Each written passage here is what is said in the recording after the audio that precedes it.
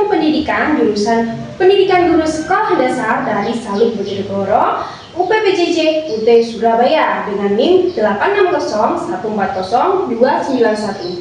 Video ini saya buat untuk memenuhi tugas 3 praktikum IPA di SD dengan judul Optik, yaitu kegiatan praktikum 1 mengenai sifat cahaya, kegiatan praktikum 2 mengenai lensa, cermin cembung, dan cekung.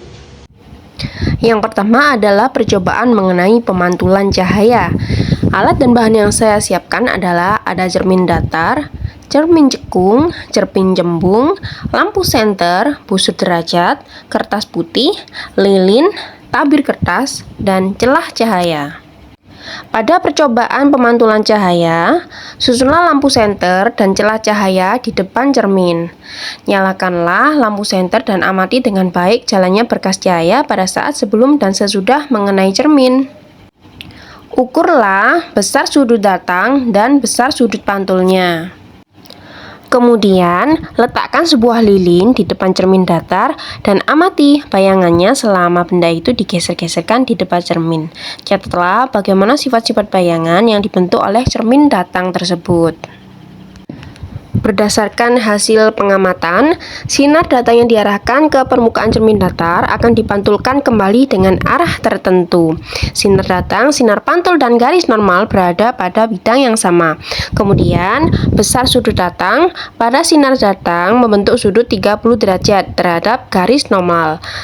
Sifat bayangan yang dibentuk oleh cermin datar, yaitu melalui pengamatan bayangan cermin datar tampak bahwa bayangan yang terbentuk memiliki sifat tegak, maya, dan ukurannya sama besar dengan benda aslinya.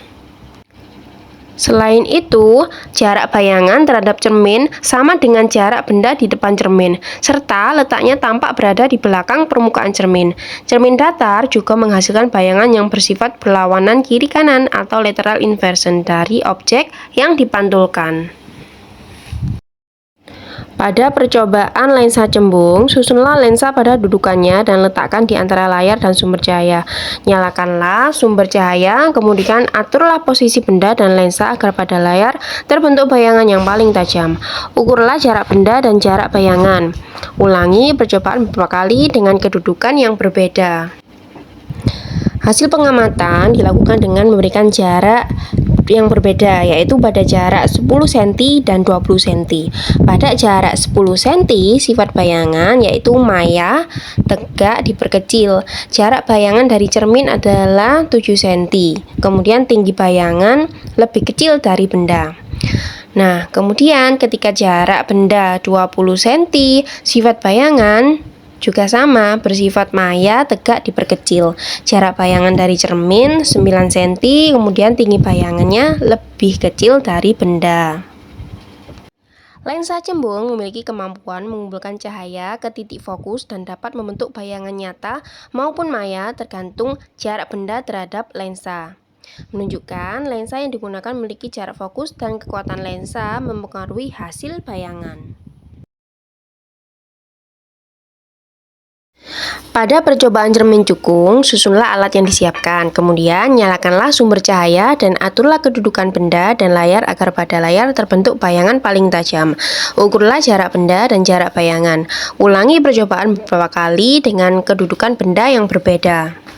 Berdasarkan hasil pengamatan cermin cekung yang diberikan jarak 10 cm, 20 cm, dan 30 cm menunjukkan bahwa bayangan yang dihasilkan pada jarak benda 10 cm bersifat maya, tegak, dan diperbesar.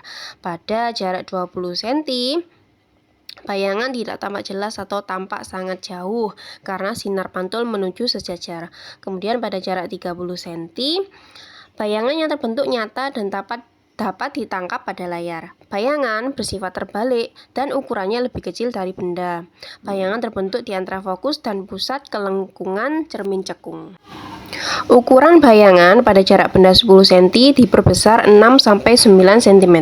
Kemudian jarak 20 cm diperbesar 4-5 cm. Sedangkan pada jarak benda 30 cm, ukuran bayangan diperkecil menjadi 1,5 cm sampai 2 cm.